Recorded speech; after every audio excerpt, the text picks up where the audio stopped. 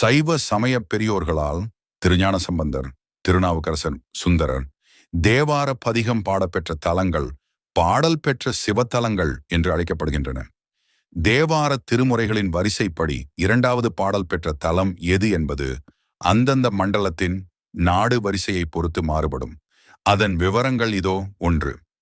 சோழ நாட்டு காவிரி வடகரை தலங்கள் வரிசைப்படி இரண்டாவது தலம் திருக்கோலக்கா சப்தபுரீஸ்வரர் திருக்கோயில்.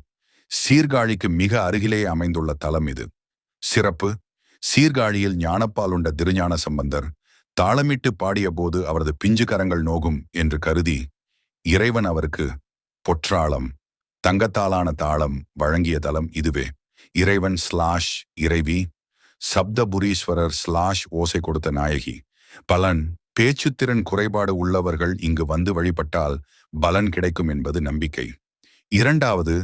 காவிரி தென்கரை தலங்கள் வரிசைப்படி இரண்டாவது தலம் திருப்பள்ளியின் முக்கூடல் திருவாரூர். திருவாரூர் மாவட்டத்தில் அமைந்துள்ள முக்கியமான தலம்.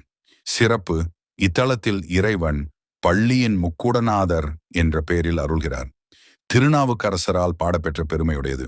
3. பாண்டிய நாட்டு தலங்கள் வரிசைப்படி இரண்டாவது தலம் திருப்பரங்குன்றம் பரங்கிரிநாதர் திருக்கோயில். மதுரைக்கு அருகில் அமைந்துள்ள அறுபடை வீடுகளில் முதன்மையான தலம். சிறப்பு: இது முருகப்பெருமானின் தலம் என்றாலும் தேவார பாடல் பெற்ற சிவத்தலமாகவும் விளங்குகிறது.